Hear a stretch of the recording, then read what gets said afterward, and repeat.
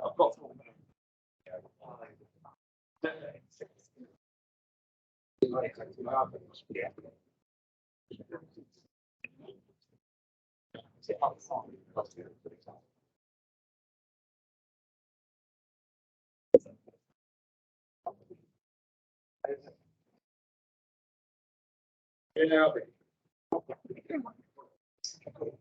oh dear.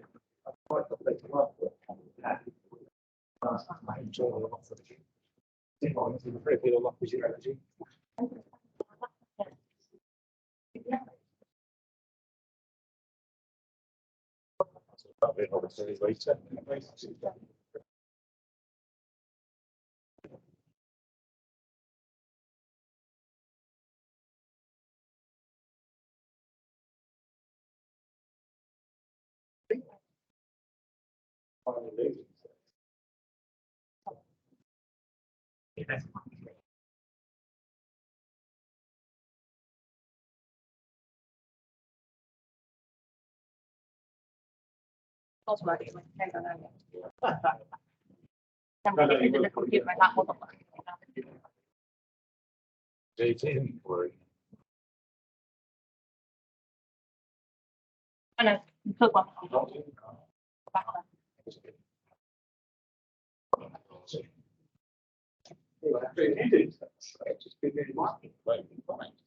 Actually, 6 o'clock. Actually,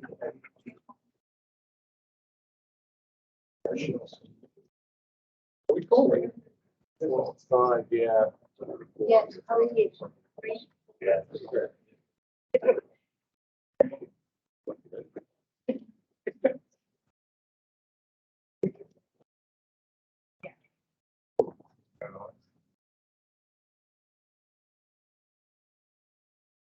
Right, it's time to make it 6 o'clock. Looking at everybody.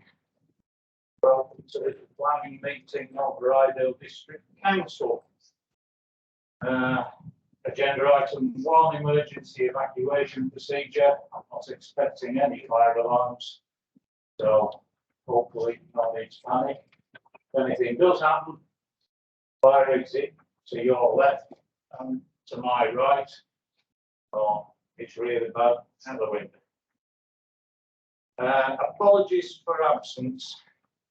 Apologies have been received from councillors Mackenzie and Thackeray. Councillor Ryedale will substitute for councillor Thackeray, and no substitute has been received for councillor Mackenzie.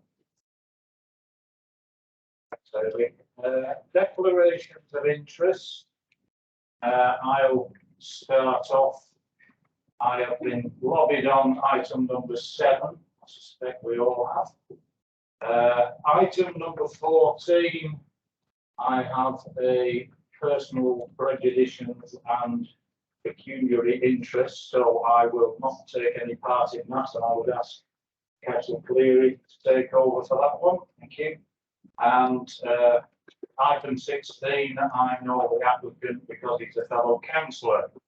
I think we'll take it as read that everybody knows councillors Potter and Oxley for items 14 and 16. So do we have any other interests? Yes, councillor.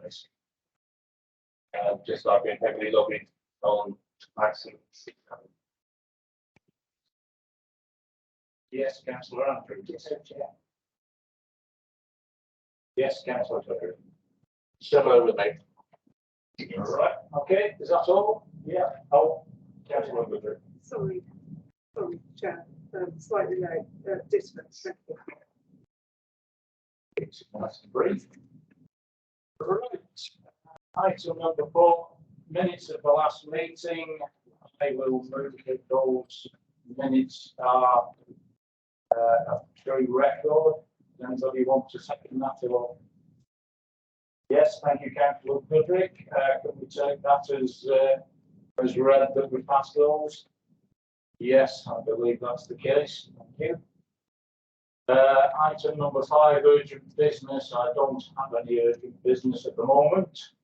So we'll move on to item 6, schedule of items to be determined by the committee on pages 8 to 10.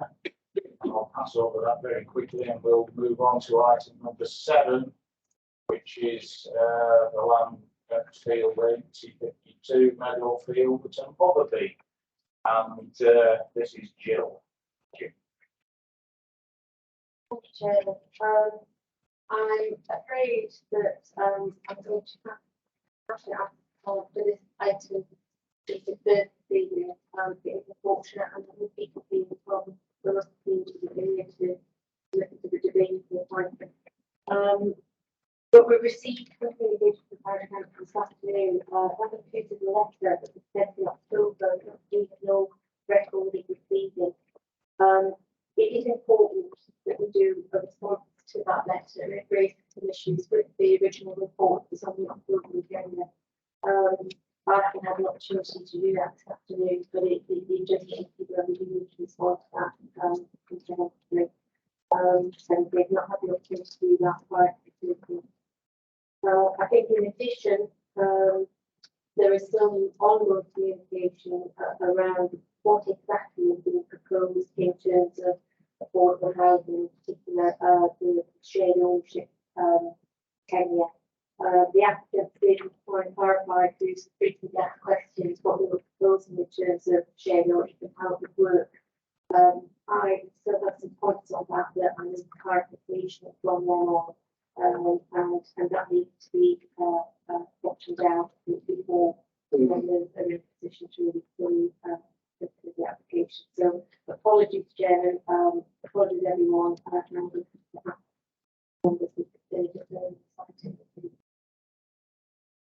Right, thank you, Jill. In view of that, I will move that this item be deferred. Just before that, I wonder if we could learn the nature of this communication that we haven't received. Presumably we've received the copy since. What's the nature of this? Well, I think the issue relates to the basis on which the shared ownership units would be available to people. And that in itself relates to the fact that Ryedale and most Ryedale is included as a protected area under housing legislation. So there are certain restrictions on how shared ownership can be occupied and bought, really. There are two options for housing providers under the regulations. One is that shared ownership is restricted to 80% ownership. The other is that there is a 100% ownership of the land, but on a municipal basis. Now, I think that it should be clarified that that's the basis on which Yorkshire Housing were proposing the shared ownership units be let effectively or owned. But my understanding and that my colleagues in housing's understanding of that is there is then if the leasehold arrangement is to apply, there is then a mandatory buyback clause that means that Yorkshire Housing would have to buy back the property from the leaseholder if the leaseholder wanted to then use and sell. So I'm just waiting for some confirmation around whether that is Yorkshire Housing's understanding. It's not clear enough. The communication that you referred to earlier on that Parish Council brought attention to, we haven't received. That was all the same subject. No, the Leicester Parish Council was raising some issues with the officer report that was the report on the October agenda. I believe it was sent when that report, when the agenda was released, but it's not something we received. We do need to respond to. Awesome. All right, okay, thank you. Councillor Mason has seconded that. So, with apologies to the members of the public present, we'll go to the vote.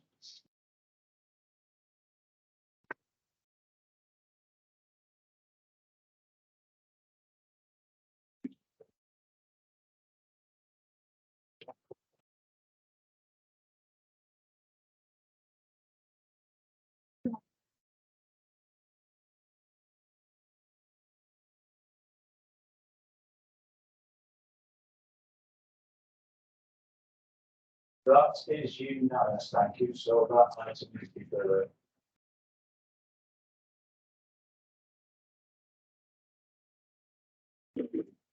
Chair, can I just say that I'll be leaving the meeting at 8 o'clock. Right, thank you, councillor Andrews. That moves us on to item number 8, Cherry Garth at One Button.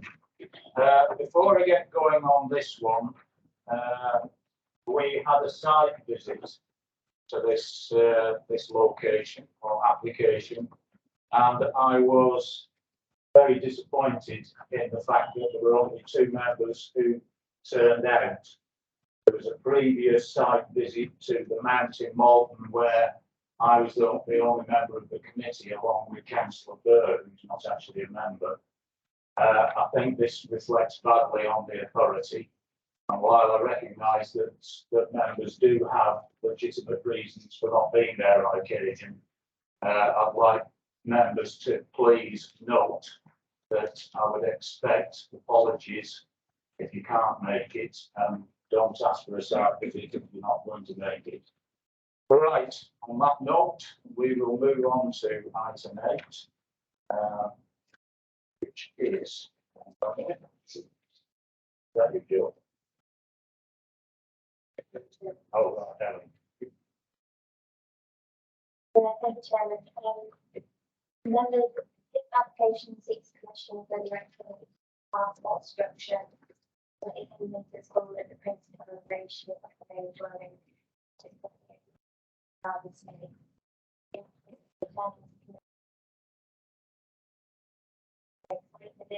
Which was undertaken on the 6th. So just to refresh members, it's located within the Ryedale conservation area in close proximity to a very listed building. To provide a bit of context, the applicants did originally seek permission for the redevelopment of the dwelling on the site. The building conservation officers consulted on that original application and objected to the proposed carport. These concerns were then conveyed to the applicants for the environment to remove the carport proposal from the original scheme, which they then did not progress the proposals of the dwelling to the site. With regards to the current application, the building conservation officer has been consulted again and has objected to the proposed development. Their comments are available in the officer report in full. However, in summary, they have identified harm to the character of the community conservation area by virtue of the siting of the structure, which is forward of the dwelling, and the established building land in this location, which is considered to be contrary to the pattern and grade of development in this area. The building conservation officer has also identified harms to the setting of the Grade 2 listed building by the proposed introduction of a permanent built structure in a soft roof setting, which is considered to challenge hierarchy and visual governance. To update members, just since the previous meeting, we have received 4 additional letters of support for the application, which are summarised within the updated officer's report. Just for clarity, some of these comments have stated that the extension to the listed building is not listed, and this is not technically correct. So just for the avoidance of doubt, I want to make it clear that while the list description for this building, we just make it clear that the extension to the listed building is of no special interest. The entire structure, including the extension, is technically and legally listed. Other updates on the officer's report to support that we received the identified to the 2 designated. So I'll just run through the budget. So this is an aerial view of the site in Ryedale.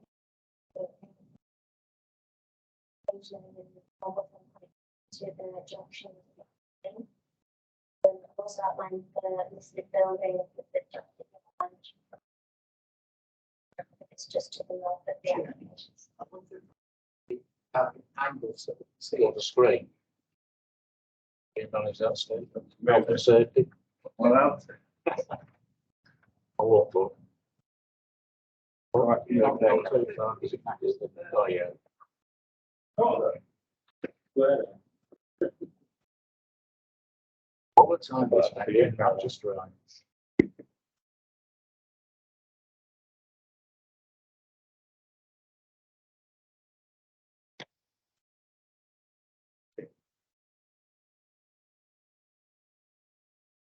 Yeah.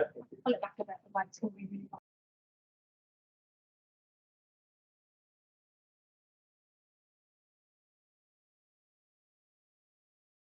Great.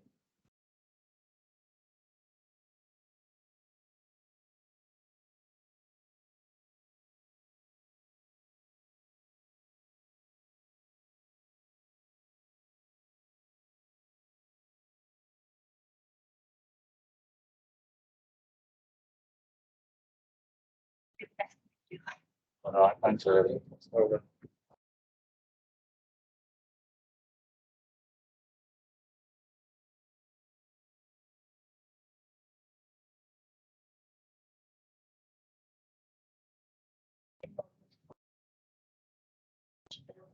Along page lane. So what I'm trying to do with this image is draw on the aerial view just to make it clear, although it isn't to scale. To be clear, in case there is any confusion, the building line is not the same as development limits. It's just a line which I've drawn to try and show the pattern of development in this area. So you've got the listed building outlined in yellow in its position kind of against the highway. The line to indicate the building line. And as you can see there, all of the dwellings in this location are to the left of that line and then to the right, align all the spaces are sort of very spaces. And there are no permanent structures within the spaces. The third outline, which is sort of just to the right of the line,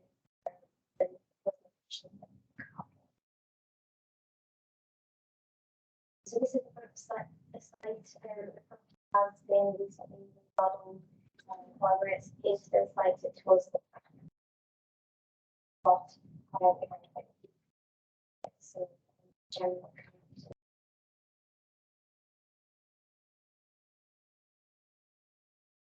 this image is available for members within the agenda and the design and access. As far as I'm aware, it's not scale, so I would ask just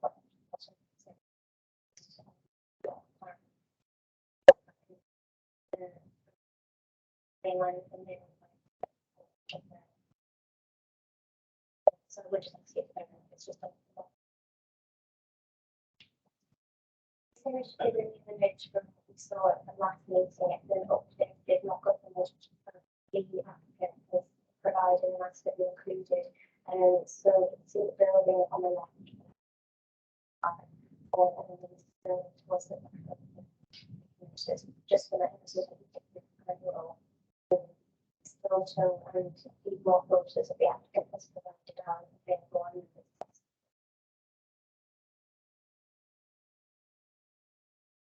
So this is just an image that I've taken from within the site looking towards the highway, and you can see the gable of the building side of the image at the back of it. And then this is just another image from within the site to give them an idea of the proportions of the site. However, it has been taken with a wide angle slightly distorted, but hopefully you can see an understanding of the depth. And so this is taken from the mock finish that was done, and just with the superimposed on this, how it looks at the minute. So it's very clear and soft. The dwelling against towards the box. And this is very much going forward. So just to provide a bit of context, this is the listed building. This is currently the village hall, but it was built as a former national school and it's going to. So it's quite unusual for a building in sort of rural village setting. It's quite high status.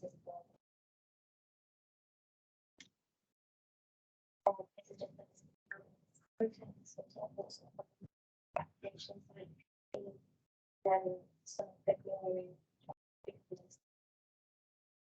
site and how that can go all the way back along the page to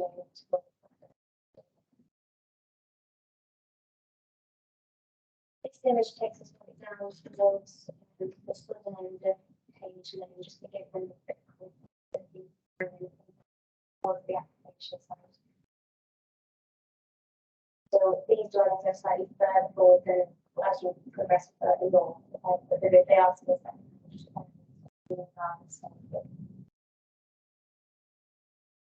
just as we move further towards the application side.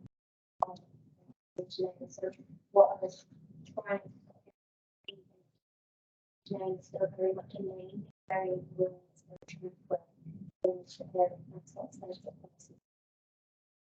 position.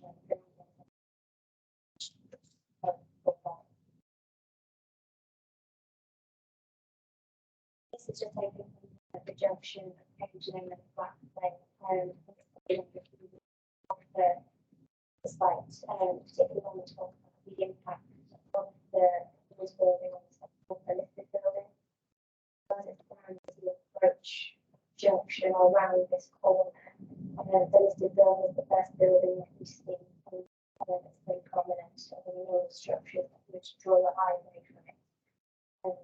So the proposed building which changed that by sort of challenged the dominance of the sector.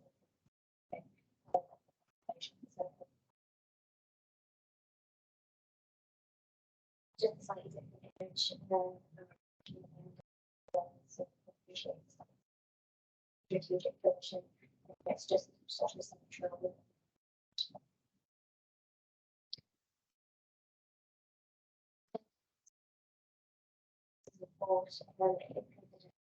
Development will result in harm to the character and appearance of the one within conservation area, and therefore significance of the variety of listed buildings. Policy SB 12 states that results in less than substantial harm or only be agreed where the public benefit of the proposal is considered to outweigh the harm and the extent of harm to the asset. Paragraph 200 of the NPPF states that any harm to or loss of the significance of a designated heritage asset should require clear and convincing justification. The proposal is for a privately owned domestic carport, and as such, no public benefit which could outweigh the recognised harm to the heritage assets. And on this basis, with regards to both local and national climate policy and national legislation, the recommendation remains one of. Thank you, Chair. Thank you, Ali. Has anybody got any questions for Ali? Yeah, Councillor Andrews. I see the next speakers. Well, we have got one speaker, but I can't see her present. It's supposed to be the applicant, Mrs. Anna Dodson. I don't think she's present. Well, on the basis there aren't any speakers, my question is simply, there's a list of representations there. How many of those representations were for and how many were against the application?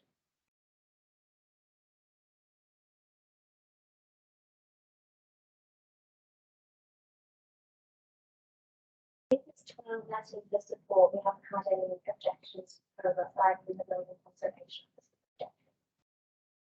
Thank you, Chair. You're right, thank you. Right, in the absence, yeah, Councillor Woodward. Yeah, thank you, Chairman. I'm mulling this over quite carefully, and it occurs to me that some of the properties have some quite high hedges. Is there anything that would prevent the applicant planting a hedge in the front of that garden on Ryedale that would then screen the car park from the road? I don't think there's anything that would prevent them planting a hedge their garden. I think it would need to be quite a high hedge. And I think in terms of sort of future occupiers of this property, they could then take down said hedge, and the building is a permanent built structure which will be there if granted permission. So I take your point. There's screening could be there, but actually it could be taken away again, and it would need to be quite hard to look at. No, I appreciate that, but I'm trying to look at this from all the angles and the thinking, if they've put a hedge there and they've altered the street view, which is a significant issue in either denying or granting this permission. I know exactly what you mean. I think the only thing I suppose I would add is that I think there's a difference between a building and a green natural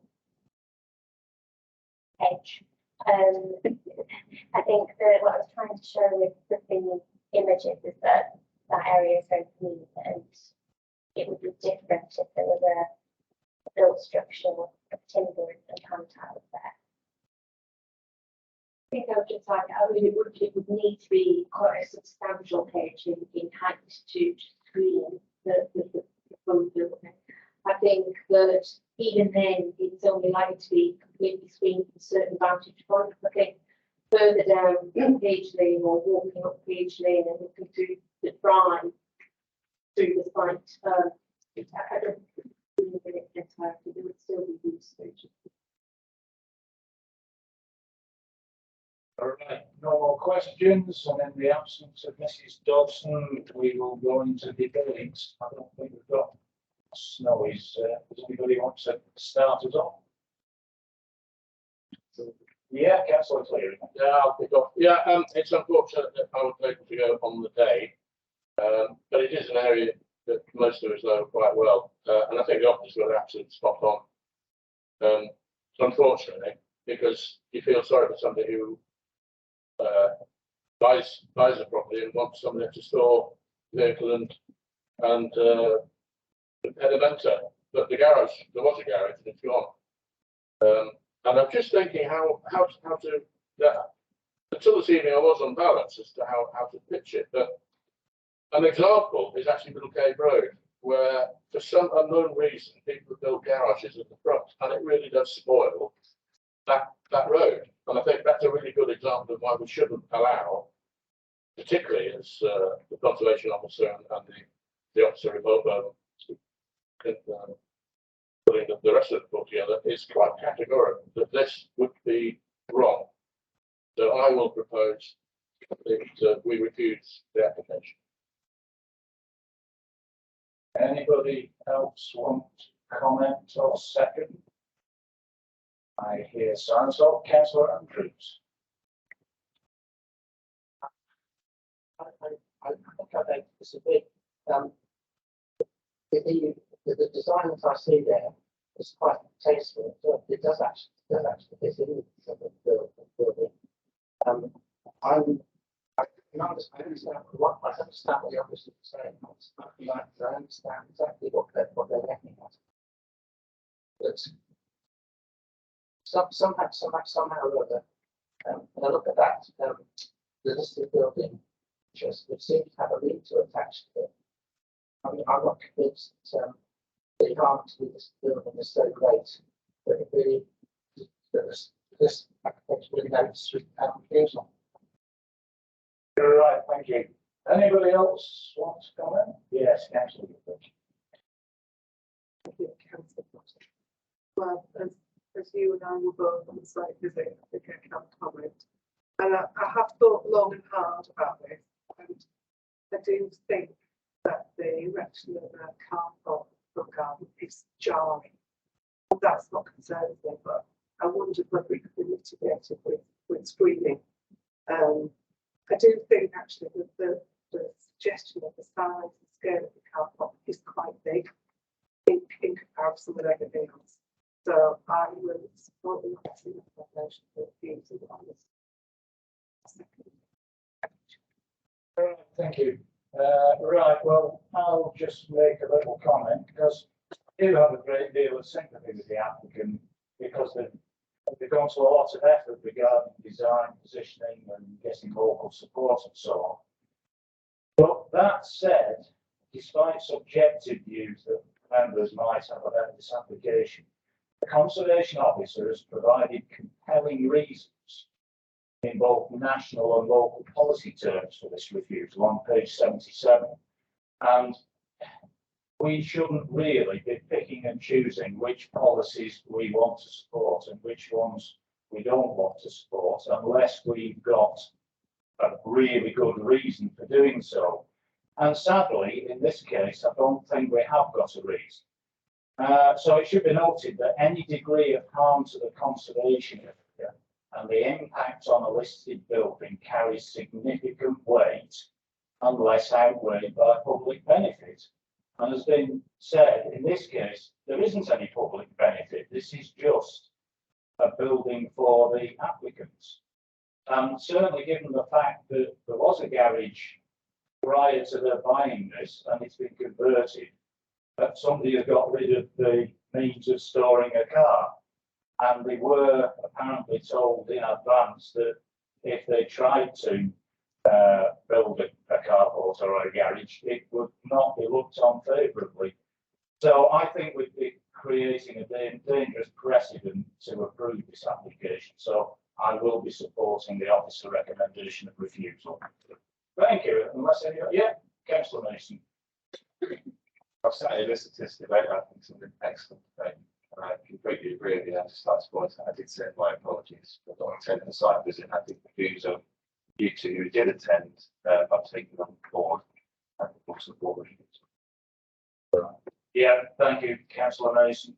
Yeah, I do certainly appreciate that, you know, people can't get there and send their apologies. Councillor Ryedale. I've listened and I do know the area.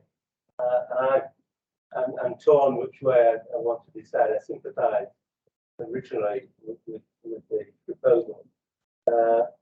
I think you're overplaying the value of the old building, the conservation building.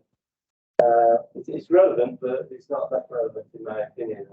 It's a slight distance away, so I don't think that would detract from it. But listen to the debate. I guess I'm with the book of the meeting. Right, thank you, Councillor Ryedale. Right, I think everybody's had a do at that one, so we shall go to the vote, which is for refusal.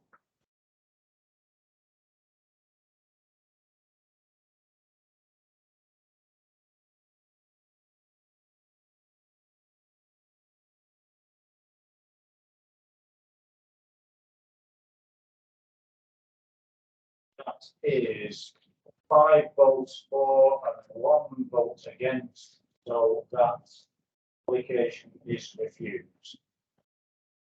So we will go on to item number 9, which is the use of redundant agricultural building at Wolseley Caravan Camping with a whole long spiel, which I won't go through.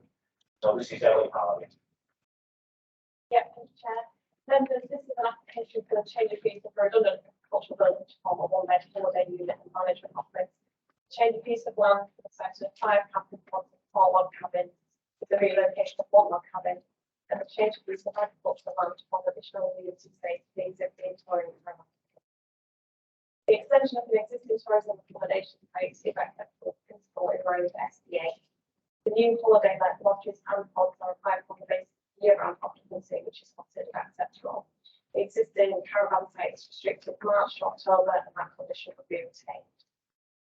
The site is located within the Yorkshire area of high landscape value, whilst the proposal would encroach to the adjoining paddock land.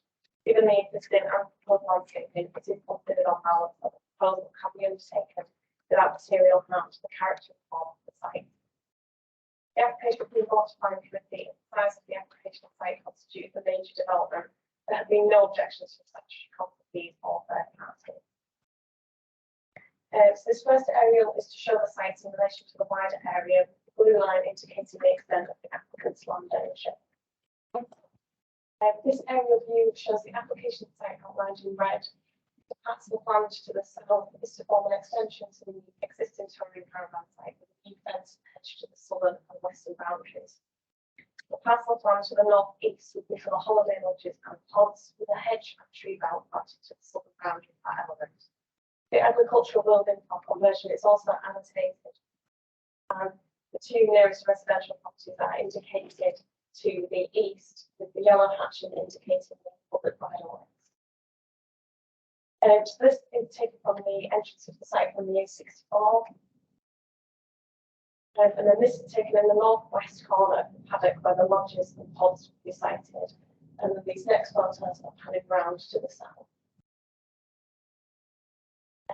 This is taken in the south-east corner of that paddock, looking west towards the brick built building and the existing agricultural buildings. And then these next photos then pan into the north. This is the brick built building which will be converted to a holiday let and a management office. And then this is taken within the parcel of land which will form additional amenity space looking east, and you can just see the existing Tory caravan. So, and then these photos are just panning south. And then this is back towards the west to the existing agricultural building. Membership will see a copy of the late pages, which includes the response from the LLFA on the submitted drainage report, confirming no objection. The recommendation is one of approval, subject to the conditions that are listed on page 1, 2, 3 of the agenda, along with an additional condition to ensure compliance with the drainage report. Thank you, Chair. Right, thank you, Ali. Do we have any questions? Yes, Councillor. Yeah, sorry, Chair, just one. I'm just wondering how much weight or consideration should be given to the emerging plan, the AIB status, the Yorkshire Rules, and that would be any impact. Well, I think clearly that there is a proposal for the accommodation. And I think that there's been some consultation on a proposed area. I think the grade that we can give to that is very, very limited. I think, and what I would just bear in mind is an extension to existing policy. So I think in that respect, the proposal for the AOP, I think, can't really give any way to think.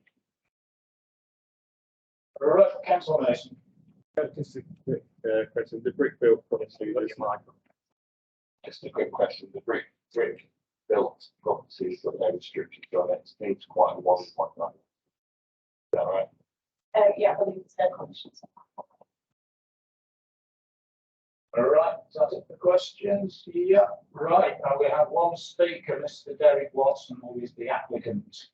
If you'd like to come forward, Mr. Watson, and press the button, the big button at the front, and you've got 3 minutes to speak. I'll give you an audible warning, and you've got 30 seconds left. Is that okay? No, it needs to put the red light. Is that not? It's on there. Is that working? Is that working? So, yeah, I think it sounds like it. But it's lit open. Yeah. Good. I'll speak louder. Yeah. Thank you, ladies and gentlemen. When I started farming on the Wolds, I suddenly realised how privileged I was. And the Wolds Way goes through my farm. And I suddenly decided I had a sort of vision, a dream that I wanted to share that with other people. And so Wolds Way Caravan and Camping was passed by you guys and built. And I'm trying to create a little oasis in a sea of estates and acres of wheat. And the campsite itself at the moment, over the years, we've planted 198 trees on that site and nearly a mile of hedging. And if we get this extension, if we get this next piece on the jigsaw, as it were, we're planning to plant another 300 trees and quite a bit more hedging. But it also allows that extra income, allows me to do other things on the farm and not farm as hard as I would have done normally. And so we have put in nearly a mile of listed footpath for people to use to make a circular walk. We have planted 400 trees on the farm that we couldn't have done otherwise. And in fact, the other week we planted 40 English maples to represent the 40 years that the Wolds Way has been in existence. And we did that with a bit of funding actually from the Wolds Way, which was really accepted. And so I think that I've got the vision, I know what I want, and I think that we can create something where we're giving better habitat for birds, for animals, for insects. We're planting, wildlife strips, so the wildlife's gaining. Obviously, the people who aren't lucky enough to have the privilege of living on the Wolds are gaining because they can come and stay there, and they in turn are spending money in the area. And if you go to the Tony Arms at West Heslin, he'll tell you if it wasn't for us, he would struggle to remain in business. And I know that my guys have a big spend at the bakery at Scanston, the walled garden at Scanston, the lavender farm, Sally Muddle's bakery, and they love Malton. They just love coming into Malton and the shops. So the local businesses gain. We've got more employment, so employment gains. I think Ryedale Council gain a bit because we've seen the federal race payment to you guys.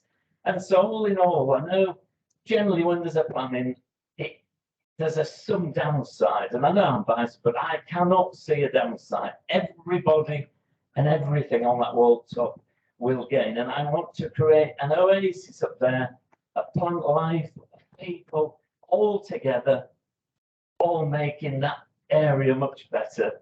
And I think if you come and have a look around in a year or two, if you do pass it tonight, which I hope you do, the decision's yours. Give us that piece in the jigsaw and let's make it happen. Thank you.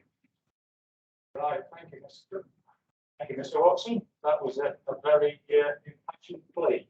I have to say that I was actually up there only a week or two watching you plant one of your trees. Very impressive. Thank you. Right. We haven't got anybody in that area, have we? No. Does somebody want to kick us off the debate? It might be do it as a, That's what Vice Chairman reported. Yeah. I haven't listened to Derek's performance. How can one go against it? No, seriously, the only reason it's for is because of the size of the application. There are no objections. It is entirely consistent with everything we stand for, all our policies. I propose that we pass this application without further ado. I'll second. Yeah, so we have Councillor Cleary moving, we have Councillor Mason seconding. Does anybody want to add anything? Because I don't think there's too much to add with this application. All right, in that case, we'll move swiftly on to the vote.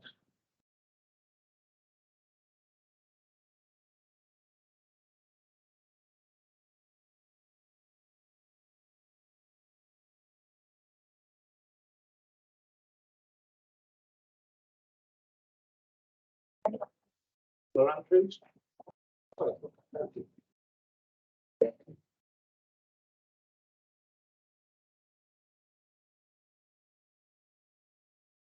It's unanimous, so that one's passed. All right, thank you.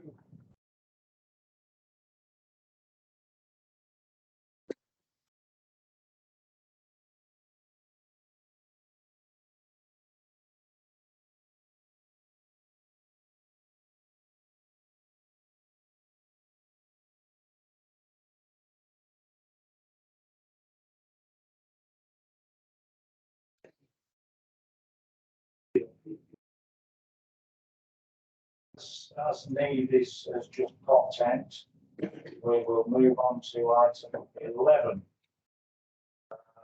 Page 172,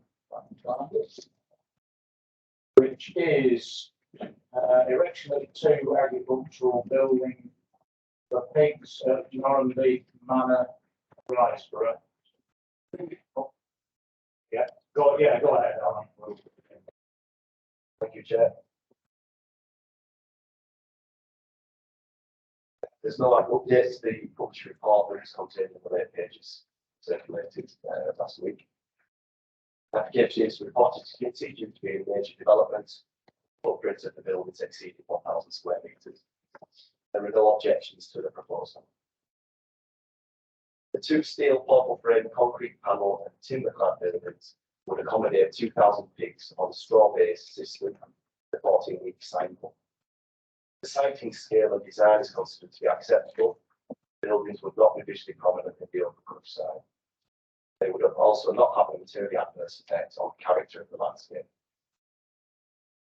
In terms of the responses received to the application, the Internal Drainage Board questioned the surface water management proposals. That's since been confirmed as including an attenuation pond on the eastern side of the buildings with discharge at control rates of the adjacent watercourse. In light of this, the IDB have no objection to the drainage strategy. The proposed buildings were initially shown as being within flood zone 2. They have been resited further east within flood zone 1 to comply with this sequential approach to managing flood risk. The site is more than 500 metres from the nearest residential centre and is served by suitable access. There are no objections from the environmental health officer or the highways officer. In conclusion, the proposed buildings will be used for a rearing and finishing facility, the development represents investment in the UK food production sector, and it would be an expansion of an existing farm operation. There are no objections, and it is therefore recommended that planning permission is granted, subject to the 5 conditions listed at the end of the report. I'll just now run through a number of slides of the application site. First of all, we've got an aerial photo just outlining the position of the proposed buildings. So they are to the east of the existing farmstead. On the to the west of the farm, you can see the existing access track, which would be extended to the south of the farmyard and link it to a track that would lead to the buildings. So in the position shown, that is within flood zone 1. The initial proposal was further to the west in the field next door, which was in flood zone 2. You can also make out the band of woodland planting on the eastern side of the buildings, which runs approximately north-south. As you can see, the landscape is quite an isolated farm in the surrounding areas. A number of other farms, including existing pig units in the sort of Ryedale area. So moving on to the next slide, another aerial photo, just a close-up of the site, just highlighting the extension of the farm track, which forms part of the proposal. So that will run along the field edge, with planting on the northern side as existing. This is showing the route of the access track. So this is facing west along the line of it, and you can see the existing planting on the right-hand side, which would provide a degree of screening. The next slide is just panning round to the north, showing the existing farm buildings. And the next slide is panning round facing east. So that's the route that vehicles would take heading towards the proposed buildings. And the next slide is a close-up of the field. So this is facing towards what would be the western elevation of the 2 buildings. To the front of the building would be an area of hard standing, which would assist with the loading and unloading of pigs. And then the next slide, which I believe is the final slide, is just facing another close-up, just showing the existing planting, which does provide a degree of screening on one side of the building. So yeah, this is just facing the front of the proposed buildings. That concludes the presentation. Thank you, Chair. All right, thank you, Alan. I have no speakers on this one. Do you have any questions? See no questions. All right, in that case, we'll go into the debate. And being as this is on my doorstep, I'll start off with this. Yeah, basically, it's in the middle of nowhere. You can't really see it from very far, from anywhere. This is the business of Ryedale agriculture, and very much the business of Ryedale we've picked. I see absolutely no reason to turn this one down, so I shall really move approval. Yeah, Councillor Cleary. Very happy to second this. I would add that the applicants work with the officers insofar as what we see in front of us is not the original application, but an amendment as the work's gone through. So I have nothing further to add. And the other thing is that the only reason for us is because of the scientific normally could have gone through on the carrying. So happy to second this. Thank you. All right, thank you, Councillor Cleary. Yeah, I might just add that I was initially slightly concerned about drainage issues, but the IDB were happy with it. Although I was slightly flummoxed by the fact that they would put forward a proposal like this in flood zone 2, when they only had to shift up the field to get into flood zone 1, but that was overcome. Like to say, so I think, unless anybody else has got anything to say, now we will go to the vote, which is moving approval.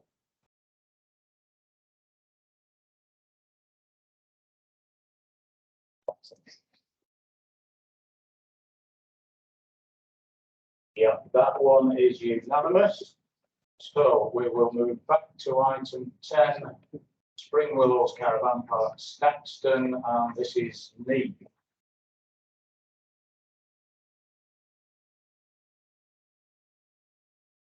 The application site relates to a parcel of land to the south of the existing Spring Willows Caravan Park, which is a holiday business that presently incorporates 88 static caravans and 19 touring caravan pitches.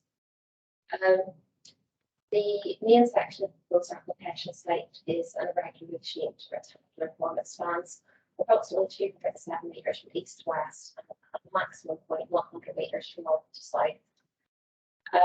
So you can just see it there highlighted with 3 orange arrows. Hopefully you can see that. I do have a more zoomed in version as well. It's surrounded by agricultural fields to the east and west, the remainder of the holiday park to the north, and then beyond the application site to the south, the land levels rise very steeply, and there's also woodland present. There are other holiday tourism businesses in separate ownership. There is Saxon Vale just to the northwest of the site. There's Spittle Bar to the north of the site, and also to the east of the site is Flixton Caravan Park. The site's located in the Yorkshire Wolds area of high landscape value and within an archaeologically sensitive area. There's a public footpath running through the site from the service station to the A road to the east. The site is located within Flood Zone 1 and within the wider open countryside. This application is before members due to the scale of the application site as it's passed as major development. However, there's also been an objection from the Parish Council, which has been outlined in the report. So really for the ease of orientation, it's noted that the application site will be subdivided by the extended access track that is sort of centrally within the site. This didn't play ball last time, so you can kind of just see it there. It's just the central part that will be extended further southwards. To the west of the access route is the location where approval is being sought for the 13 caravan pitches, and it's located just to the south of the existing static lodges. The western boundary of the wider site at this point is well landscaped with a mix of relatively new tree planting and also existing vegetation. There's also mature existing, probably more sporadic planting just to the south of the existing statics there also. But that is quite useful when viewing the site from the A64. To the east of the access route, there's 17 lodge style static caravans proposed. The northernmost 9 units are proposed in an area which is lawfully occupied by touring caravans. And you can see it just there. I've got a arrow to it, hopefully. Just a little bit upwards. So if it's on the right hand side, sort of centrally, you can see it with a very well established landscape in the background. That's it. Perfect. Thank you. The remaining 8 static units will be located just to the south of the landscape area in a linear form. And then beyond that would be the 16 touring units, again in 2 linear forms. The area is well landscaped directly to the west of that within the site, and that's the internal that will just be to the east of the access road. I'll show you some photographs of that in a minute. And there is also landscaping to the east of the site, and that's a mix of a landscape fund and also some quite new tree planting that's occurred. Retrospective consent is being sought for the amenity building, which is highlighted on the map there, just to the side of the access track. And there is also along the very eastern boundary an existing single static unit that will become the proposed Warden's Lodge, but also serve as holiday accommodation. So I will just start to run through the photographs. So the first photograph is taken from the main access to the site, and that's on the A139. And the next view is another view from that access looking towards the roundabout that you're probably familiar with, that will take you to Scarborough. The third view is directly from the north of the site on the A64 looking southwards. And from this point, you see kind of wider views of the existing statics within the site. And this is just a better view of that. This again is from along the A64 to the northwest of the site. And you can see that there are some images of the existing units there.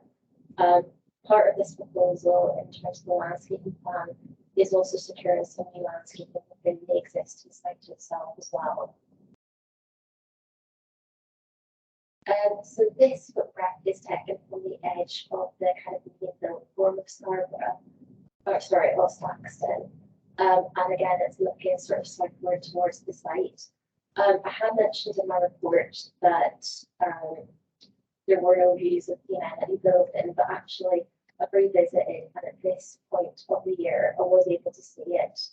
But I would say that the colour of this building is quite recessive.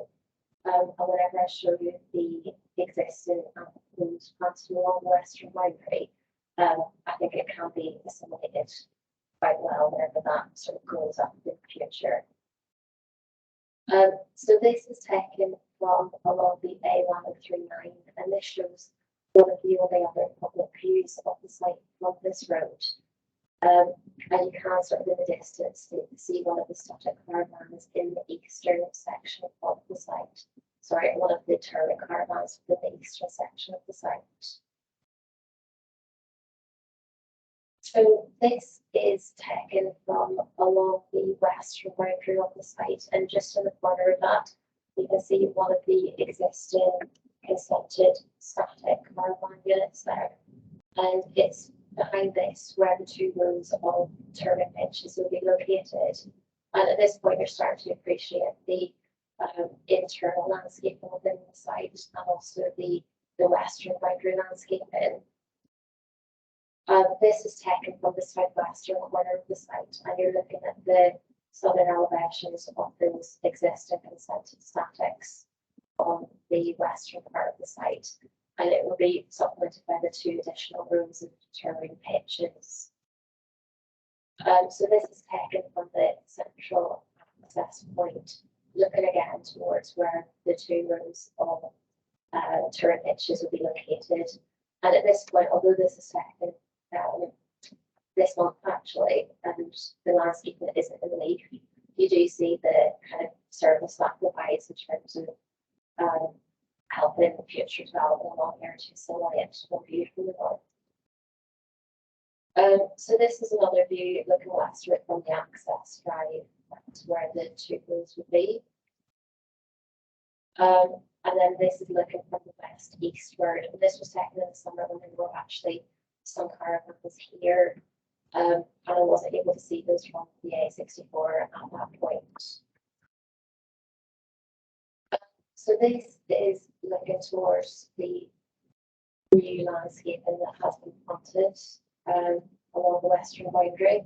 And some of these are, I think, probably 1.5 metres above the hedgerow as well, just behind that sort of the double barrier. And this is looking from the western boundary of the site towards the kind of central access road and what is located beyond that as well. And it's at this point I'm going to start moving over to what's happening in the eastern part of the site. So this is the area where the existing terrain pitches are present, and it's these areas, the area where these pitches are, which will form two rows of proposed static lodges. And again, you're just seeing the internal kind of hedgerow boundaries, mix of trees and hedges. And also you can see the amenity building that's just there in the foreground. So this is another view of the existing terrain pitches. And this is taken from the eastern part of the westwards. And then to the this is a view of where the single row of the additional statics would be sort of to the left-hand side of the established content at that point. And there'd be two more rows of turret pitches just behind this as well. So yes, this is another view of the internal landscape and belt, which is centrally located, and this will be retained and supplemented. And you can see in context with the card, sort of the height that this achieves, and this again is quite useful even whenever it's not in lake as well. But this is a better view of it. I think it was from October, whenever it was, or I think as well. And then this is a view from the southern part of the eastern half of the site, looking northwards, where 3 additional rooms will be located. And then this is another view of that area from a little bit further back. And this is looking towards the eastern boundary of the site, where it is a little bit more open at present. But you will be able to see the new planting that's been undertaken at this point, and also the partial bond that is there as well. At this point, you can see the existing static that will be retained as the holiday chalet, but also the warden's accommodation. And it's very well landscaped with the bond that's there. That's just another view of the landscaping. So this is again looking from the eastern boundary, the eastern boundary westwards. The Williams in the background. And this is the last one. It's just another view of that to the south, more centrally. So it was quite a lot of pictures, but just quite a lot of the site to see. So I hope that was useful. This application, as you'll appreciate from the report, has been considered whether it would form a Ryedale development. It's not considered that it would result in significant. In terms of the principle of the development, policy SPs follows in the wider countryside extension to existing facilities where they can be accommodated without a wider visual intrusion. As this relates to the extension of an established site, it is considered one acceptable in principle, but it would be subject to the recommended time-limited occupancy conditions for new holiday accommodation, with a bespoke condition proposed for the 17 static units to ensure that their occupation isn't longer than 31 consecutive days. The retention of the single static caravan for not only tourism use as a warden's facility is also considered acceptable in principle and will be conditioned accordingly to ensure it's not permanently occupied. The proposed retention of the existing amenity building is also considered acceptable in principle, and it's noted that the new landscape to the western boundary will help to obscure this in time. The precise application site under consideration, it does benefit, as we're able to tell, with photographs from quite mature existing landscape on the western boundary.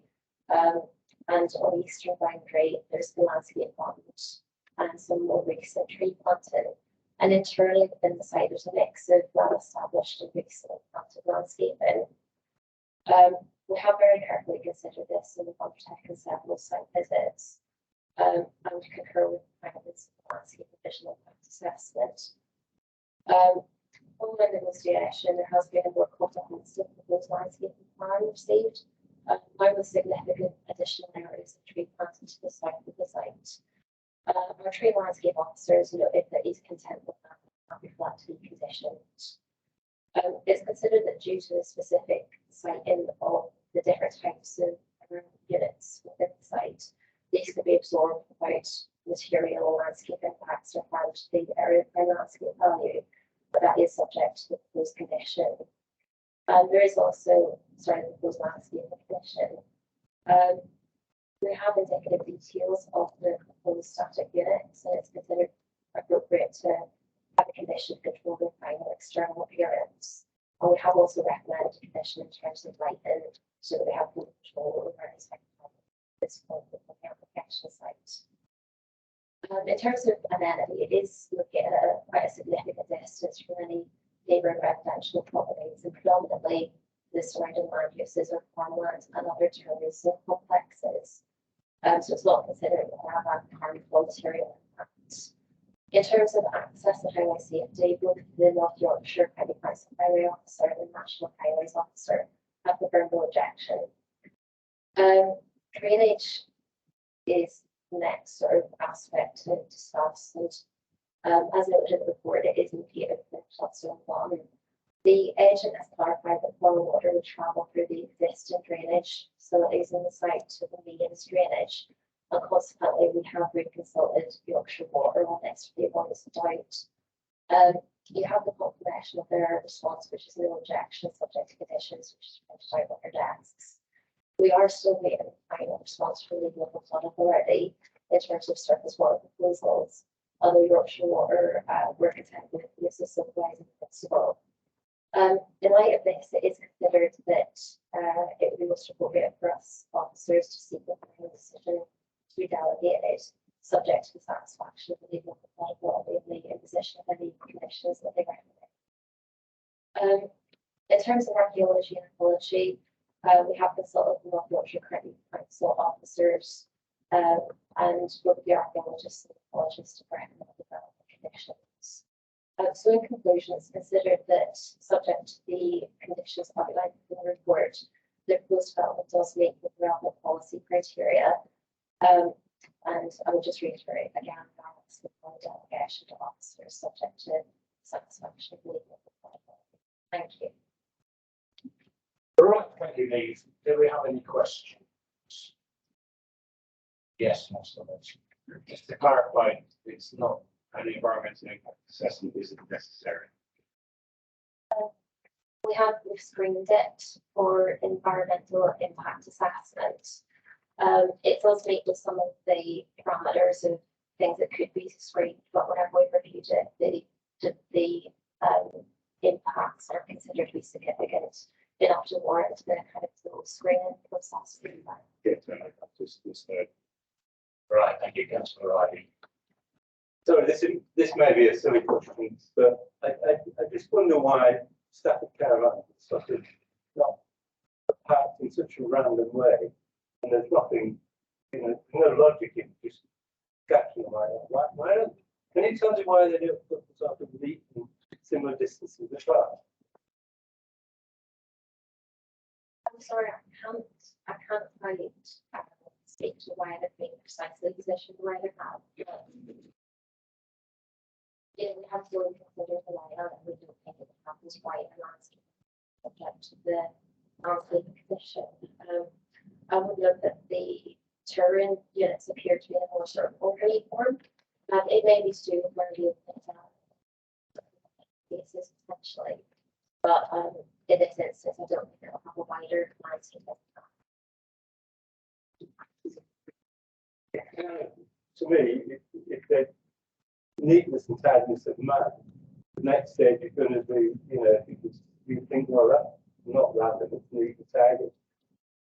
Maybe that's irrelevant in this situation. However, just to my eyes, looking at that, it's someone who's thrown in there. Someone has an eye for symmetry. I think you put your picture straight away. Right, any more questions? No, right. Well, we have one speaker on this item, the agent Gemma Edwardson. Would you like to come forward and get 3 minutes?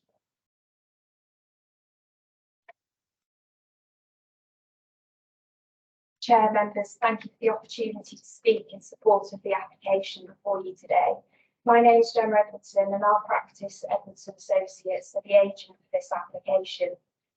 Spring Willows is an existing holiday park with both static and touring caravan pitches, plus a recently converted building to form 2 high-quality holiday lets. The park benefits from a range of on-site facilities, including a bar, swimming pool complex and children's play area. The current owners have invested heavily over the last 5 years to upgrade and improve the facilities on site. The application before you today proposes an additional 17 lodge-style caravans and 29 touring caravan pitches, a mobile amenity building, plus a caravan to be used as either warden's accommodation or holiday accommodation. There is already permission for 19 touring caravans, and the proposal seeks to relocate these pitches. A pre-application inquiry was submitted last year, and we engaged with officers early on in the process. As a result, the application is accompanied by a transport statement, ecological appraisal, landscape assessment and detailed plans. The application is recommended for approval and there are no objections from the National Highways or North Yorkshire Highway officers. Ryedale's Trees and Landscape Officer commented that the landscaping proposals look good so far, but recommended additional landscaping. We have submitted additional details and the applicant is happy to include this within the proposed scheme. Policy SP8 of the Ryedale plan supports and encourages sustainable tourism in the open countryside, including extensions to existing touring and scatting where they can be accommodated without an unacceptable visual intrusion and impact on the character of the locality. At a national level, paragraph 84 of the NPPF states that planning decisions should enable sustainable growth and expansion of all types of business in rural areas, including sustainable rural tourism and leisure developments, which respect the character of the countryside. Officers have carefully assessed the application and concluded that the proposed development meets the relevant policy criteria. We respectfully request members to support their officer's recommendation and modest expansion of this existing tourism business, please. Thank you. Thank you. So we don't have a local member from the far-flung wilds of Snepston. Does anybody want to open up on this one? Seeing no volunteers. Councillor Cleary. Thank you, Mr. Chairman. Yes, again, this is continuing on from the previous one. In fact, it does follow what we're doing right now. We attract people to come and stay with us, spend money with us. I'm aware that there are one or two items that still need doing, that any approval would be subject to delegated powers, which I'm happy to propose. I believe there is there was an objection from Parish Council, which is that it's simply adding to what's already there. There's a lot happening in there. If you look at if you know the area well, it's a well-travelled area that I'm sure we've all passed. This is what we do. These are the applications that we see. This is entirely consistent again with our policies, and that we support the leisure industry and in the wider rural areas. So I don't think there's anything much more for me to say. Really. I propose approval as officer recommendation, subject to the necessary delegated powers from the drainage, with information from the drainage authority. Thank you, Councillor Cleary. Yes, Councillor Andrews on this one first. Yes, Chair. I'm going to abstain on this one, Chair. It's a huge site. It's one that's getting bigger and bigger, and it's right on an important road junction, and it's in an area of high landscape value, and I'm not sure that we should be allowing that in this location to expand. So I should be abstaining. Right, thank you, Councillor Hayes. I would second Michael's proposal, but I do have a question. The agent just mentioned that the applicant is willing to accept the tree planting recommendation of the officers. Is that the condition that we have here? That is. Yeah, that's the one that was put on the list. Right, I have one back to second. All right, thank you. Anybody else? No. My only comment here is that with relation to the objection from the Parish Council, I don't see any reason to refuse this application, but I did see somewhere that if there was any application for further expansion, it would not be looked at sympathetically. So I think that's fair enough. Okay, I think we're all done on that, so we will go to the vote.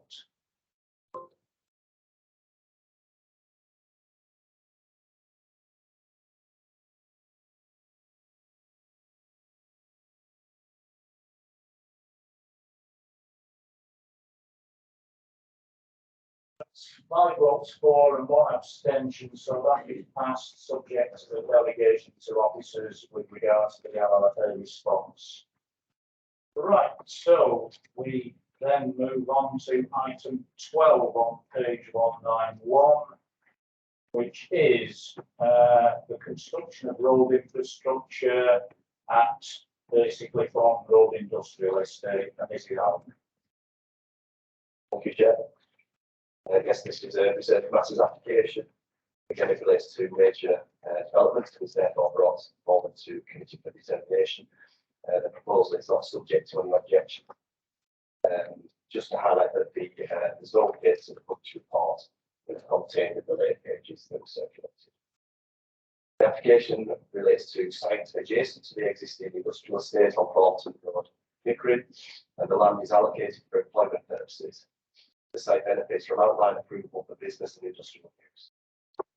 Various pre-commencement conditions have been discharged.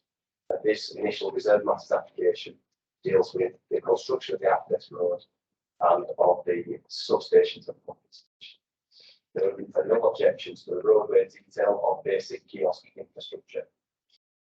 In terms of the other units, they will come forward as reserve matters applications as and when they are developed. In conclusion, it's recommended that the application is approved. I'll just run through a short number of slides for this site.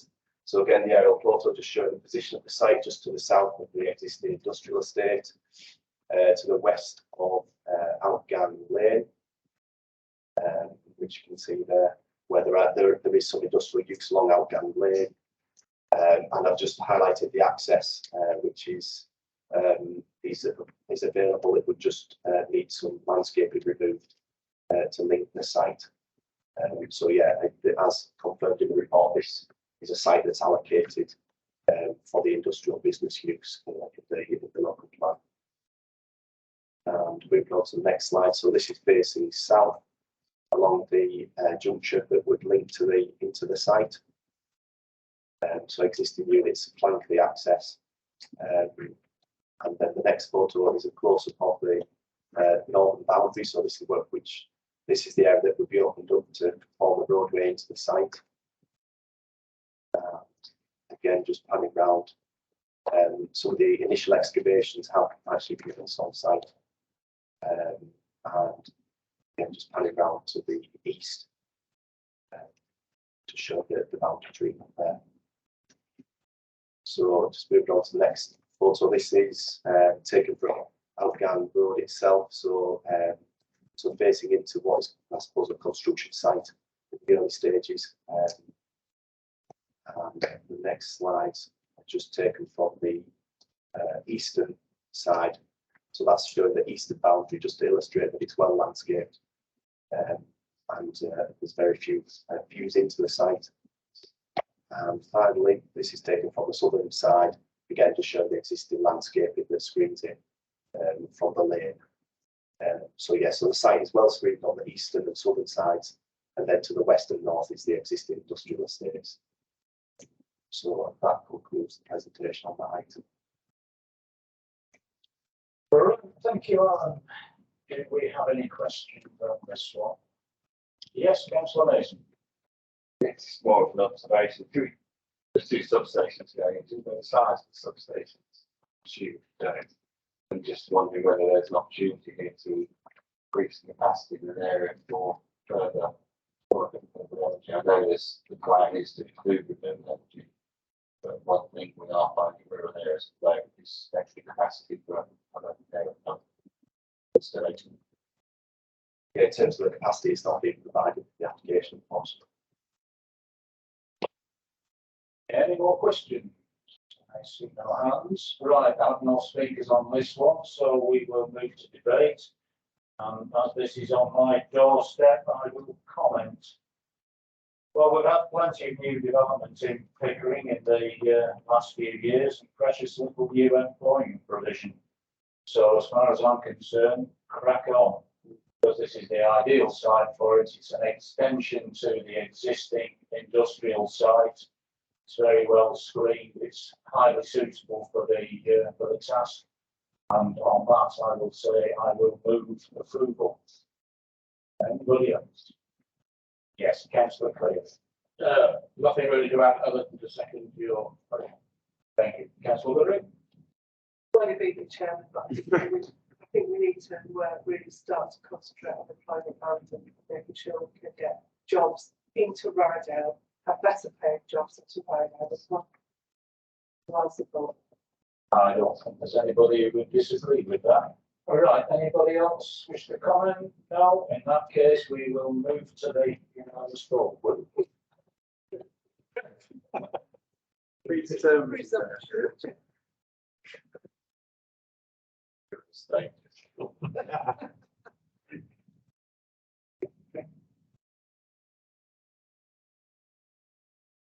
No, it's just clairvoyance. Yeah, that one is unanimous. Right, thank you. We will move on to item 13 on page 200, Claxton Grange in Claxton near Malton. And this one is, let me get there. Right, thanks. Thank you, Chair. There's no updates to the published report. The application is made on section 73, seeks to vary the existing wording on the local occupancy condition. The application relates to a collection of 13 cottages which were granted change of use from holiday lets to dwellings in 2015. Today, 8 of those units have been sold and 5 remain unsold, and they are 5 that are subject to this application. If the local needs occupancy condition is lifted, those 5 units will be sold on the open market without any eligibility criteria. The application is accompanied by a marketing report which details the interest of units and offers on the properties. The properties are being marketed at a price agreed with the local planning authority at the pre-application stage and for a reasonable period of time. The LPA is satisfied with the approach to the marketing of the properties, and documentary evidence submitted in support of the application demonstrates a robust marketing exercise has been conducted to test local demand. The evidence suggests that local demand has been met, and there are difficulties in disposing of the remainder of the properties complying with the local lease occupancy condition. The 5 dwellings are capable of permanent occupation, and the LPA does not want to prevent the ability of those dwellings being occupied. With regard to the objection, the applicant's marketing report is in the public domain, and no contrary evidence has been provided by the objector. In conclusion, it's recommended that on balance, local occupancy conditions reviewed for the 5 cottages are subject to this application. So I'll just go through the slides that just illustrate the application site. So yeah, this shows the site in relation to the A64. So it's on the left hand side, that goes to the lane that actually leads to Claxton itself. To the north is the large building associated with the units. So there is access direct from the A64 to these cottages, and there's actually an associated farmhouse which isn't part of the application. So the next aerial photo is a close-up just to show the position of those 5 cottages.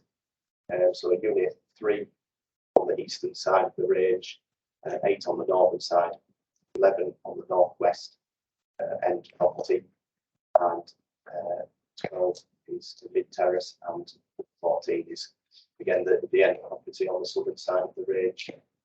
Just to the immediate to the southeast is the farmhouse, which is the principal dwelling to these buildings.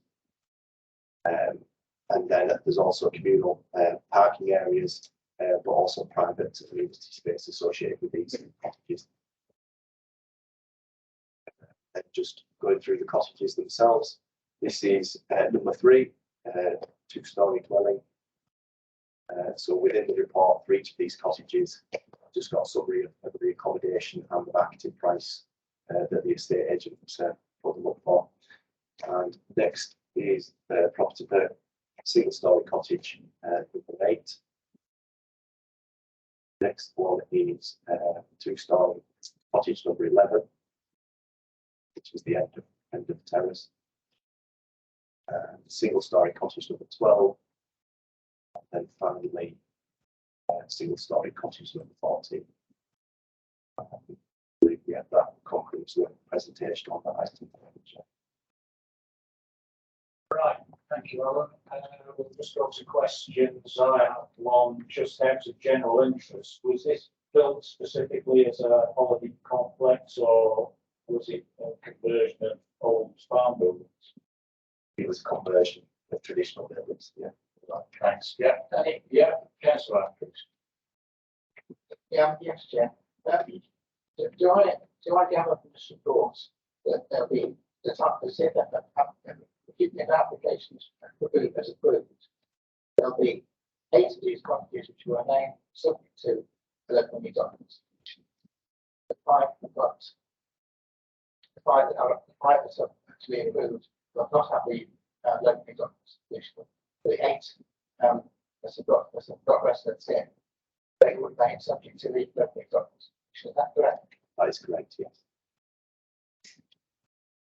Any more? Yes, councillor. Yeah, thank you, Chair. This was originally a holiday complex. It was totally this,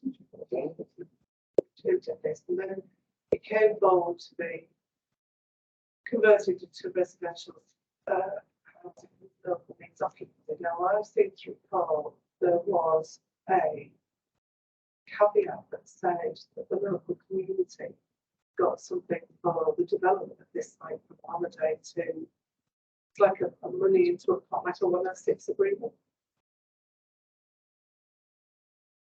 I think possibly public open space contribution. I think that was it, yeah. Whether that predates the current one.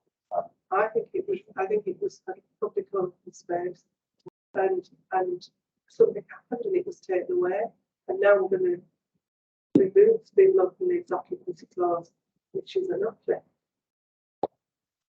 in the value of that site. So shouldn't that back again? Yeah. I think in terms of that contribution of the legal group, I'm not really with. But I think there was reference to public open space. I'm not sure what's happened with that contribution on that. That is.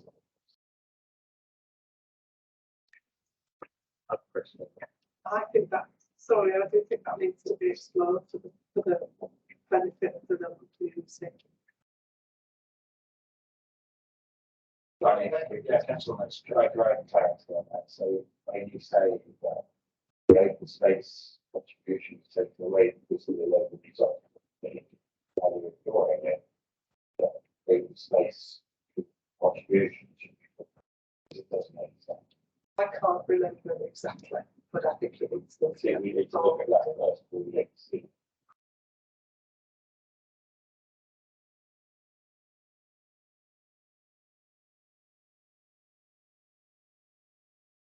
what happens with the local members.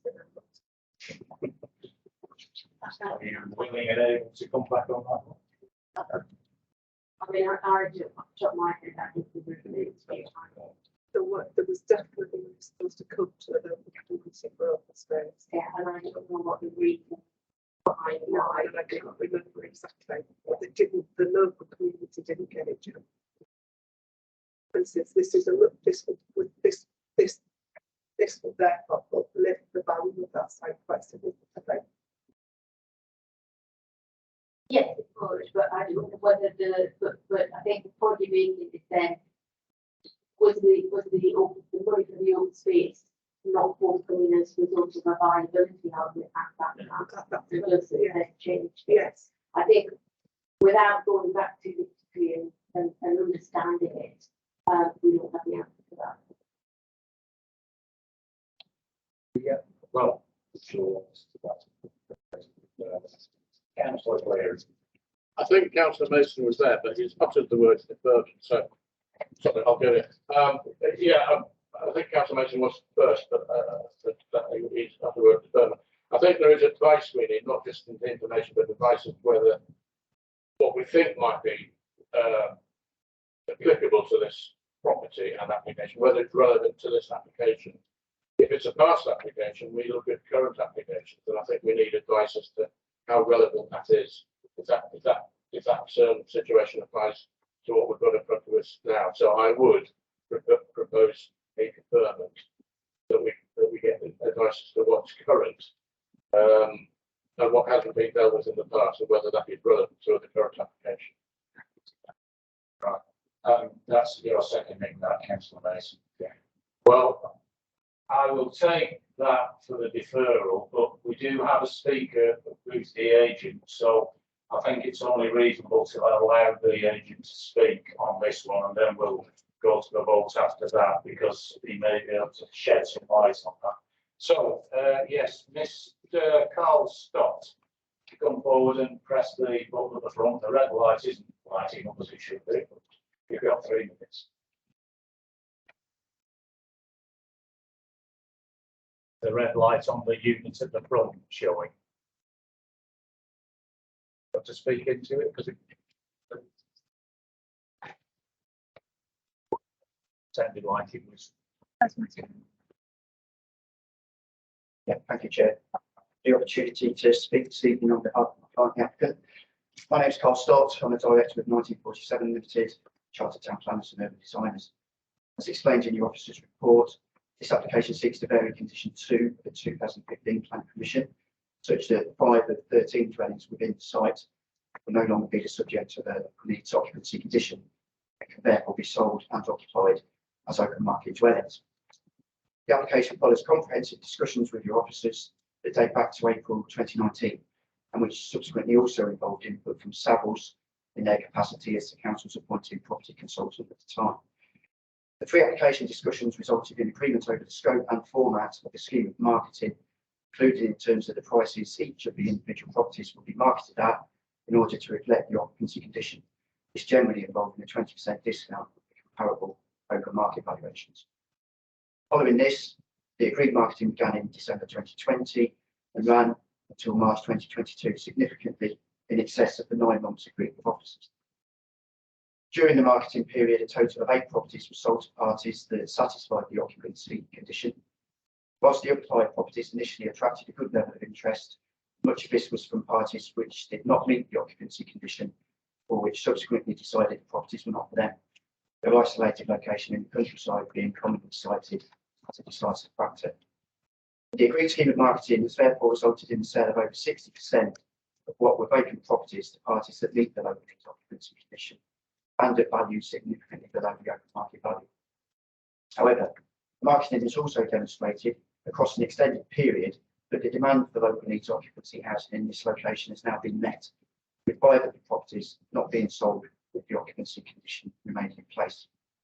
In conclusion, the Section 73 application is supported by comprehensive and robust evidence to justify the variation of the occupancy condition such that it can be lifted in respect of those 5 properties, allowing them to be sold and occupied as open market dwellings.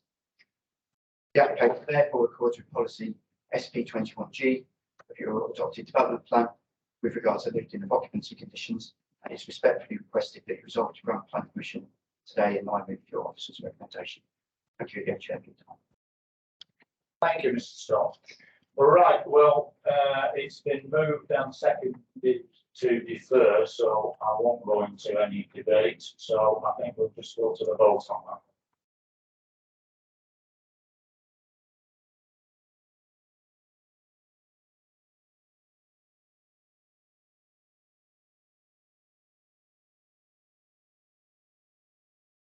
And that is unanimously deferred. All right, we move on to item 14, which happens to be mine, so I will retire from the scene. Page 219. This one is.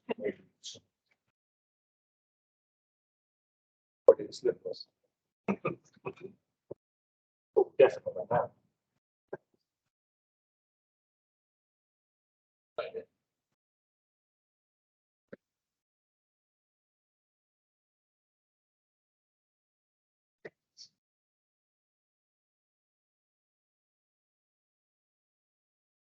Agenda item 14. Change of use of residential annex stroke holiday let to form a 1-bedroom dwelling, use class C3 at the lines 33 Undercliff, Pickering. Thank you very much. I'll just get the aerial map on. So the application slate as the bid lists the annex and holiday let associated with the property, which is 34 Undercliff, Pickering. The building which forms part of the application site is known as 33, but it's also known as the Limes. The site is located in the Pickering Conservation Area and the Town Development Limits, and a public footpath runs along the road to the north of the site. Mill Leat, which is Pickering Beck, flows through the site, and as you're going to see from my photographs and hopefully this map as well, the dwelling benefits from two separate accesses, one from along the Bridge Road and one to the east, which is directly off Undercliff. The building proposed for conversion comprises one bedroom, a bathroom, kitchen and a living room with an attached garage to the side. So this is before members of Planning Committee solely as one of the applicants is Councillor Potter. So running through the photographs, the first one is a view of the site from the north of New Bridge Road. And in this, you can note the closely located railway line to the west.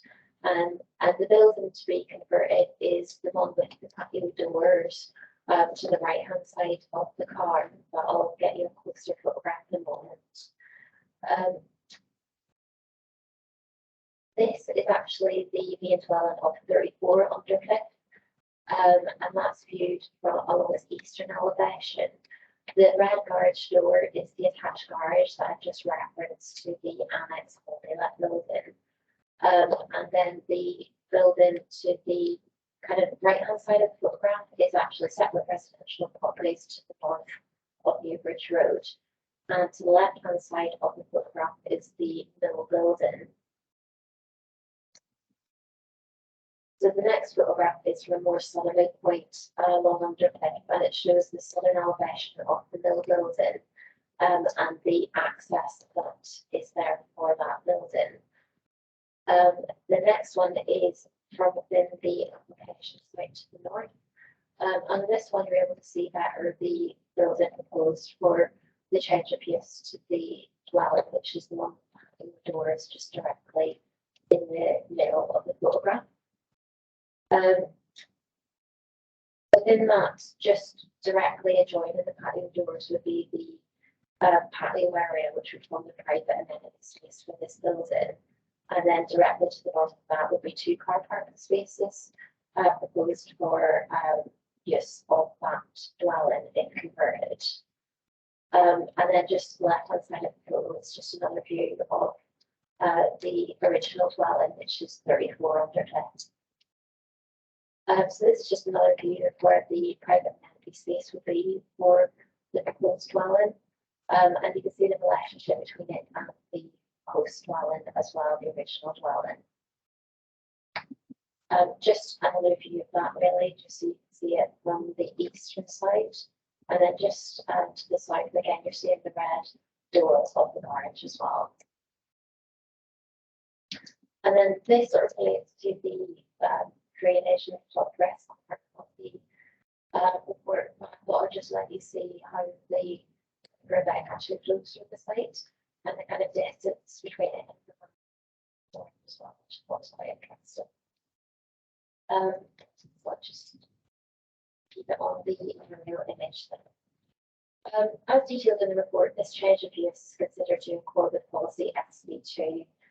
Being in the market time, there would be no occupancy restriction proposed. It's also considered that there is a benefit to the wider housing mix and rental market, with the addition of a one bedroom bungalow housing type that is sought after. In terms of the formal character, revised plans have been sought during the determination period to clearly illustrate the position of the proposed parking spaces and to identify and secure an area that would form a private amenity space for future residents. And to achieve this, there would be an internal fence erected, which is 1.8 meters high, which would provide some privacy. And it is a small space, but it could be considered commensurate for a one bedroom, quite small dwelling, and it could suit somebody's circumstances quite well. The proposed scheme wouldn't actually result in any physical changes to the existing property, with the exception of that small section of fencing. And it is concluded that the proposal would therefore have a neutral impact on the formal character of the site and the street scene, with no conservation area impact identified. It is considered appropriate to remove household or development rights from this one bedroom property, given there is a relatively low level of amenity space. In terms of neighbourhood amenity, given the position it's built in, its use as a dwelling house would result in material harm to the amenity of the nearest neighbouring properties in separate ownership, and that's to the north of Bridge Road and also to the east along the remainder of Undercliff. We have very carefully considered the amenity of future occupiers of this dwelling and also the existing occupiers within the property of number 34. It is possible these buildings could be in separate ownership in the future. This consideration was fully outlined in the report, so I won't repeat that in detail, but it was concluded that suitable levels of amenity for existing and future occupiers could be retained. In terms of flood risk, the application site is located in flood zone 2 and in proximity to Pickering Beck. That was also the case when the original dwelling rights were approved in 2005. The EA were consulted on that application and flood risk assessment was submitted. There was a condition at that point in time to set lower levels to 600 millimetres above the highest floor level, above the highest recorded flood level, which was undertaken. This application, the EA confirmed that it wasn't something they would provide comments on as it would meet their consultation threshold, but that it would come under standing advice for the local planning authority to assess. As part of this, we considered whether it would be appropriate to provide sequential exception tests on this proposal. With the EA guidance, which I've outlined in the report, confirms no sequential exception test is required for this type of change of use. So we have considered the standard advice. The previous flood risk assessment has been resubmitted together with further additional material, and it's considered that the standard advice have been met. So the local planning authority or officers, I should say, are satisfied with the conclusions made in the submitted flood risk information. North Yorkshire Highways had originally confirmed no objection to the proposal, and following receipt of revised plans to outline the precise location of the parking spaces, they also reconfirmed no objection. The plans indicate that there will be 2 parking spaces, which is actually in excess of the NYCC standards. So in conclusion, subject to the recommended conditions, the officer recommendation is for approval. Thank you. Thank you, Lee. Are there any questions? If not, we'll go up. Councillor Ryedale. Thank you, Chair. I missed, what is the square footage of this? Well, That is a good question. If you bear with me a second, I'll be able I to. haven't got a ruler to gauge it to one to get a feel of it. Yeah, I mean, it is a 1-bedroom property, so there is a single bedroom, a kitchen, a living room, and a hallway. I can't get precise measurements. I'll just. It's kind of okay if it's a holiday there. You know, Yeah, well, I do think in terms of the house and things, I think a 1-bedroom bungalow may be quite sought after for some people, and particularly within walking distance of the town centre, it might suit a person's individual circumstances. Take them sort of things. So overall, I'm getting measurements and sort of 9 meters, 9.2 meters by 5.3 meters. I can multiply that, just not in my head. Just short of it. Thank you. Thank you. Any more questions? No? In which case we'll go straight into debate. As we've been already informed, the sole reason that this is in front of us is that the applicant is councillor. I will therefore move it from the chair for approval. Seconded by Councillor Goodrick. Does anybody else wish to add anything to the debate? In which case we will go to the vote. We will go to the vote rather than be tempted to go for a show of general affirmation, because we're duty bound to be transparent. So we will go to the vote. Thank you, members.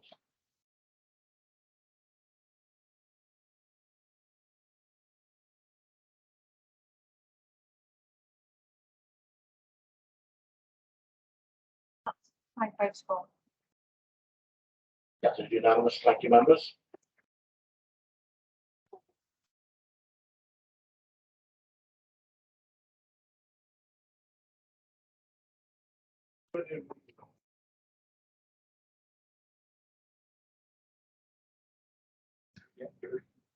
Third floor.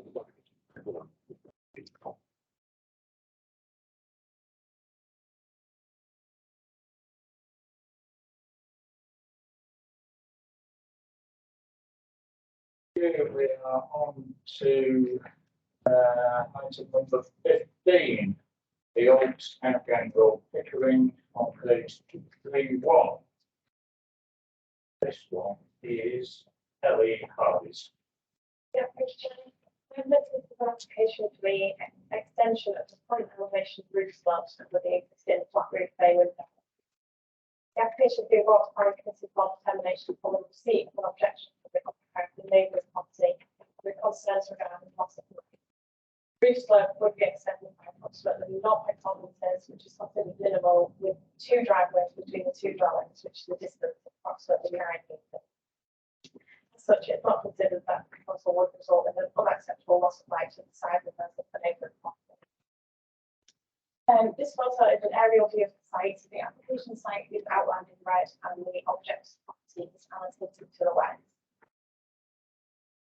This photo is taken opposite the application site in front of the dwelling. This is taken on the western boundary of the application site, looking directly across at the front elevation and flat roof bay window. And this photo is taken within the objective property, stood at the side window, looking towards the application site. There's an update to the officer report. The recommendation is one of the 3 rules subject to the 3 conditions. What I call concise. Any questions? No. Right, we have no speakers. We'll go into debate. Mrs. Pickering. This looks like a no-brainer to me. A very simple, straightforward application only before us because there was an objection. So I don't see too much in the objection.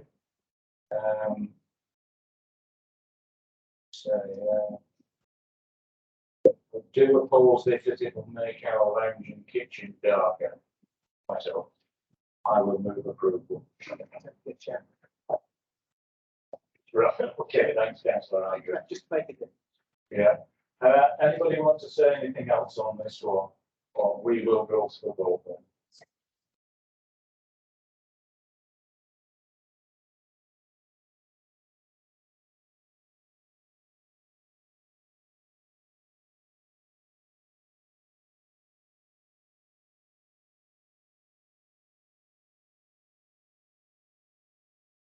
It's unanimous. Mr. Chairman, Yes. but before we go on, I mean, I take it that, you know, when we do have objections, we take them seriously, but there are times that objections must be sifted through, and surely some must be discarded at some point.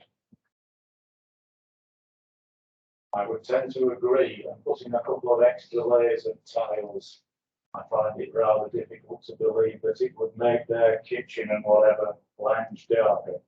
Yeah. I would say that to some people, some things are more serious than they appear to other people. And I think it'd be wrong to allow members to take that judgment. I think if there is an objection, we have a rule of the objection that the objecting does actually for the purpose of transparency. The existing rules should be made. And yes, this one is obviously something that none of us would think should be given very much weight. We don't have many objections like that, but usually there is some services. Yeah. Yeah, thank you. All right, okay, well, that one was unanimous, so we'll move on to item 16, which is Mr. and Mrs. Oxley's Single story rear extension at Russet Road, Malton, and this is Lucy Coolan. I think Gary was saying this one. Yeah. This one, yeah. This is an application for a single story rear extension and the alteration of the roof of the existing rear extension. The application has been wanted for determination as the applicant has done required by District Council. It is considered that the rear extension is small and subsurface in scale and would unify the rear of the property. Due to the positioning and scale, it is not considered to have a negative impact on neighbouring amenities, such as overlooking, loss of light, or an open area. This is an aerial view of the site in relation to the Johnson Town Centre. And this is another aerial view of the site with the application site aligned in red. This is a view of the front of the property from the river to the north. And this is a further view of the principal elevation of the property. This was also taken from the rear of the property showing the existing rear extension. The roof of this extension would be altered to a flat roof, resulting in an overall reduction in height. This photo is stood at the rear of the drawing, so the existing extension to the right of the flat and the existing garage would be demolished. This is taken further within the rear of the gallery to show the relationship of the site with the neighbourhood to the south. And then this is showing the relationship with the properties to the north. And this is just another photo showing the rear elevation. There are no updates to the officer report. The recommendations want approval subject to the plan conditions of page 243. Really rattling through them there. I think I can confirm that this is only before us because it's Councillor Oxley's. Any questions? Yes, Councillor Mason. Assuming this would be permitted development if it wasn't councillor.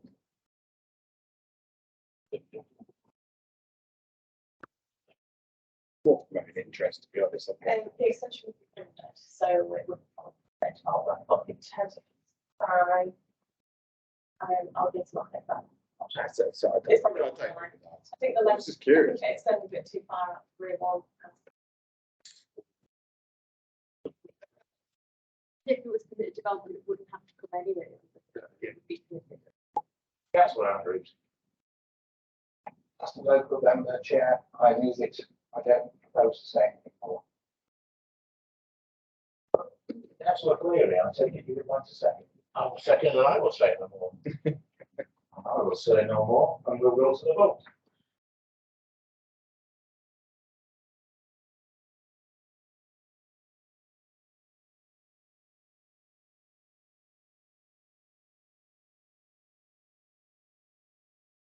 It's unanimous. So that brings us on to item 17, any other business. And we have, I believe, you all want to come round to my house for a visit. So we've got to arrange a date for that, or was that you being yeah, right. I think there was mention of other business needing reassessing. Yeah. Next year. So I'll hand over to Joe. Thank you, Chairman. This is really just to inform the committee that I'm looking to reschedule the scheduled meeting for the planning committee in the new year, the last renewal meeting. So they are the 17th of January, the 14th of January, and the 14th of March. The meetings are currently scheduled for. The reasons for this, we have 3 meetings left before Vesting Day. At the minute, as it currently stands, we don't have dates for the first planning committee meeting of the new authority for this area, although I'm anticipating it won't be too long before we do get that. But notwithstanding this, I think it's quite important that we try and get through as much business as we can as Ryedale, and certainly get through as many applications as we can that we have currently sort of on the book to just sort of see those through and to minimise disruption to applicants. So what I'm looking to do is to effectively push the meetings back to the end of each month. That means that we're using right until the end of March really to try and determine as many applications as we can. The other reason behind it is obviously we've got a few days left before the Christmas break. When officers return from the Christmas break, I think it's something like 2 or 3 days before the next agenda has to be ready to be dispatched. So there will be very little business on January's committee that's currently scheduled for the 17th. In fact, most of the agents are not back till the end of that first week of January. So I think just to sort of maximise our chances of dealing with as much as we can, I'd like to sort of schedule those dates to sort of the last Tuesday of each month. So that would be the 31st of January, the 28th of February, the 28th of March. As it currently stands, I don't think that conflicts with anything in our committee, scheduled committee calendar. It doesn't conflict with an extra meeting that's been arranged to discuss sale on the 2nd of March, or the extra council meeting date on the 8th of March and 15th of March. It's just really to alert you to that, and we can send an email around to all members of the committee and subs just explain the plan. Right, by hook or by crook, we'll be last in the book. Done, they're all rescheduled in my diary. Does that create problems for anybody that they're aware of? I'm just curious of how we can do moving forward. Well, you I'm sitting there now. well, that said it was 6. Councillor Cleary? Thank you, Mr. Chairman. Yeah. You started this meeting with a mild rebuke, not personally to everybody, but I think this does actually show that we're anxious to go out, you know, if not go out with a bang, at least press the tape moving towards the end of Ryedale, and that we do actually want to continue serving our people right to the end. So thank you very much. Yes, I would agree with that. It's just a disappointment that even at this stage, with a few months to go, I'm not aware of how planning committee meetings will be formulated, who will be on there, where they'll be, or anything really, which doesn't fill me with confidence. Sorry, Chair, there was a decision which has still got to be ratified by President for planning committee meetings to be in 6 areas. So I think it will be the 6 constituency areas, if that helps. But that's much information as I have at the moment. That's strategic committee as well. And it's strategic committee to do the overarching stuff. Yeah. Which I don't think is a bad thing, actually. I think it's a good thing. Yeah, and I think this meeting there was a draft climate delegation that was considered as well, which certainly could come down some of the big occasions wouldn't be going to the future planning committee. It'd be wonderful to say one rule would apply to the whole of the new district. The biggest county in England. Hooray. I can really see this working extremely well. Yes, thank you for your sarcasm, Councillor Andrews. Right, that just about covers any other business. The final item agenda is the list of applications determined under delegated powers on page 252. Do we have any comments on those? I see they were all approved. No? Well, in that case, I shall wish you a very happy Christmas, everybody, and enjoy the break, because I'm led to believe that we're getting quite close to Christmas. Might join everyone else. I was quite astounded on Sunday to go past the house and it said only 7 sleep till Christmas. I thought, is it? I think I might join the agent. Just look at the next day and think, what have I got on? Right, thank you, everybody. That's the meeting closed. Yeah. Merry Christmas, everybody. I think I might join the agent and go on 3 week holiday. Yeah.